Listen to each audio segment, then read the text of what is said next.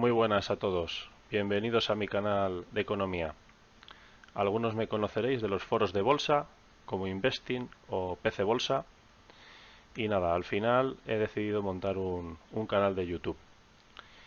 Llevo aproximadamente unos 10 años con esto del trading, haciendo cursos, leyendo muchos libros y sobre todo practicando y aprendiendo de la experiencia, tanto de los aciertos como de los errores. Y bueno, os quiero enseñar cómo analizo yo los mercados, que a mí también me va a ayudar para seguir aprendiendo y seguir mejorando. Pues nada, vamos al lío. Casi todo en este mundo está dividido en dos dualidades que son antagonistas, ¿vale? Tenemos el frío, tenemos el calor, tenemos arriba, tenemos abajo. En el ámbito de la religión estarían los creyentes, los no creyentes. En el ámbito de la política, la derecha y la izquierda. Bueno, pues en el mundo de la bolsa no iba a ser menos. Tenemos dos perspectivas de analizar los mercados financieros y muchas veces son antagonistas entre ellas, que desde mi punto de vista es un error. Entonces vamos a ver cuáles son estas dos formas de abordarlo.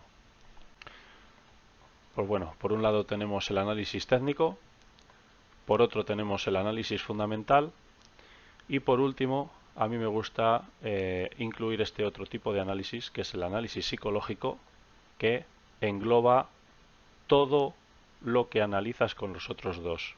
Te ayuda a mezclarlo y a tomar una decisión mejor a la hora de invertir. Pero bueno, ahora veremos qué es lo que considero yo por análisis psicológico. Veremos cada uno de los tres por partes. Y bueno, por un lado tenemos el análisis técnico, que básicamente lo que hace es analizar el precio a lo largo del tiempo, cómo va evolucionando, ¿vale? Es lo más intuitivo que podemos ver a la hora de analizar la bolsa, pues es los precios, cómo van subiendo y bajando a lo largo del tiempo. Y el volumen no es un indicador, el volumen es también un dato objetivo. El volumen nos dice la cantidad de acciones o contratos que se han comprado y vendido en un espacio de tiempo, sea un día, sea una semana, una hora, un minuto, ¿vale? Estos son datos totalmente objetivos. Luego, para analizar esos datos, tenemos los indicadores. Por un lado están las medias móviles, que simplifican la volatilidad de los precios, te dan de forma simplificada cómo van evolucionando los precios, si van subiendo, van bajando o se están lateralizando. Son muy buenas para indicar esa tendencia, pero son muy malas para calcular un cambio de tendencia. Para eso nos valemos de otro tipo de indicadores, los cuales serían los osciladores. A mí personalmente los que más me gustan son el RSI, que tiene en cuenta los datos de apertura y cierre de los mercados o de las velas, y luego el MAC. El MAC lo que hace es, mediante cruce de medias, unas que son de un periodo más largo y otras que son de un periodo más corto, esos cruces pues te da señales, te da señal de comprar o de vender, ya lo veremos más adelante. Y bueno, el último indicador que os he puesto aquí, uno de mis favoritos, que serían los retrocesos de Fibonacci, los cuales se basan en unos porcentajes de retroceso del precio cuando corrige, o bueno, también veremos cuando, para calcular objetivos, el cual funciona extremadamente bien. Nadie sabe por qué funciona exactamente, pero la cosa es que funciona. Y bueno, al igual que la proporción áurea o que el número pi, es como una constante del universo, que bueno, aquí en economía se nos ha presentado, vemos que funciona y sin saber por qué funciona, sabemos que funciona. Entonces vamos a utilizarla.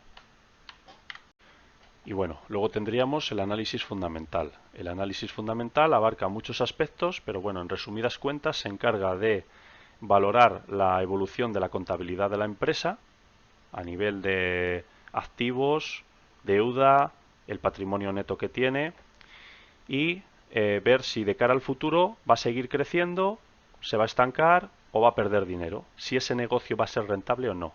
Y bueno, si un negocio de cara al futuro va a ser rentable, pues invertir en él, porque esa empresa va a subir de valor.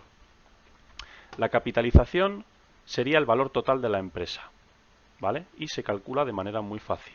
Es el número total de acciones por el precio de las acciones. Entonces nos da la capitalización de la empresa o cotizada.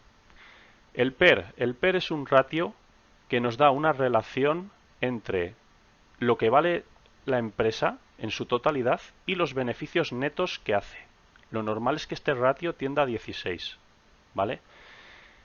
Es fundamental, valga la redundancia, conocer este indicador, pero hay que saber interpretarlo.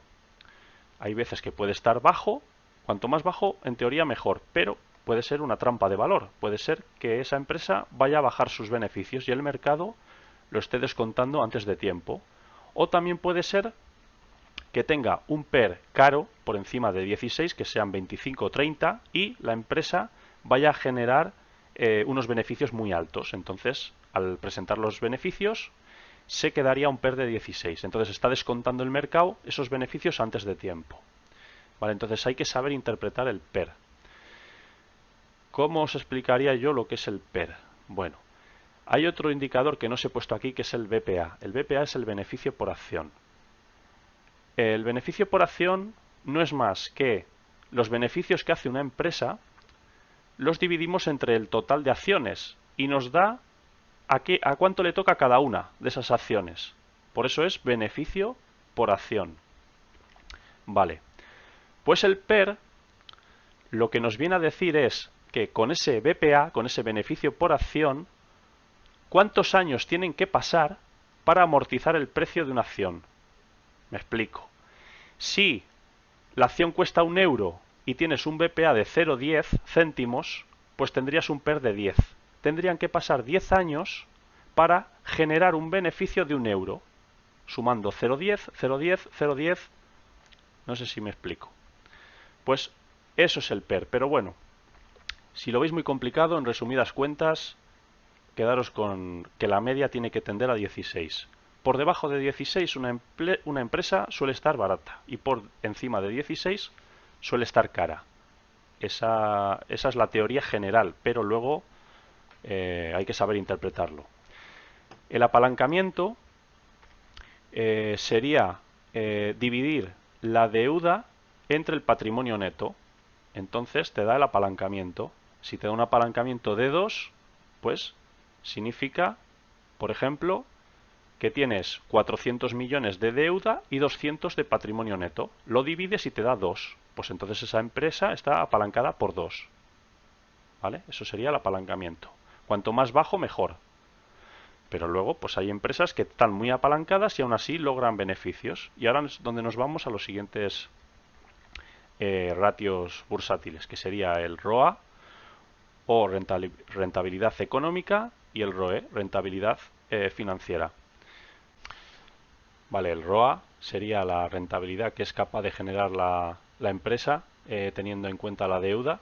¿Vale? Imaginaros una empresa donde los socios aportan 40 euros y piden al banco 60 de deuda o de crédito, pues tendrían 100 euros de activo para invertir. De esos 100 euros, si el ROA es de un 3%, sacarían 3 euros de rentabilidad a esos 100 euros invertidos. Eso es lo que te dice el ROA. El ROE, ¿qué es lo que te dice? No tiene en cuenta la deuda, solo tendría en cuenta los 40 euros. Por lo general es más alto que el ROA. Entonces, pues imagínate que es de un 10%. Si han invertido los socios 40 euros, ¿qué rentabilidad son capaces de hacer a esos 40 euros de patrimonio neto? Pues le sacarían 4 euros, ¿vale? Porque es el 10% de 40. Pues eso es el ROE. Y bueno, ya por último, pues tendríamos lo que es el análisis psicológico o el análisis de situación de todo lo demás. ¿Vale? Una vez que hemos analizado la empresa con su análisis técnico, hemos visto los puntos que son buenos de entrada o de venta, los suelos, las resistencias, bueno, ya lo iremos viendo. Que hemos visto que esa empresa es rentable, que está en un sector de crecimiento, pues bueno, podemos decidir si invertir o no en ella. Pero claro, para eso también es muy importante ver en qué situación se encuentran los mercados. Para eso tenemos que ver la perspectiva geopolítica, cómo están las relaciones internacionales entre los países, materias primas, bueno, un montón de cosas macroeconómicas que, bueno, hay que saber analizar, interpretar, leyendo las noticias, eh, desgranando o separando la paja del grano, porque las noticias muchas veces están manipuladas o intentan llevarnos por un lado eh, que no es. Y bueno, una vez que tenemos una perspectiva de esa situación mundial, compararlo con el análisis que hemos hecho de esa empresa a nivel técnico y a nivel fundamental. Sacar unas conclusiones lógicas y tomar la decisión de invertir o no. Y bueno, luego ya por último, desde luego, aprender de los aciertos o de los errores y bueno, retroalimentar todo ese conocimiento e ir haciendo un interés compuesto en tu sabiduría bursátil. Y con esto hemos acabado. Ya iré subiendo más vídeos analizando empresas. Un saludo a todos.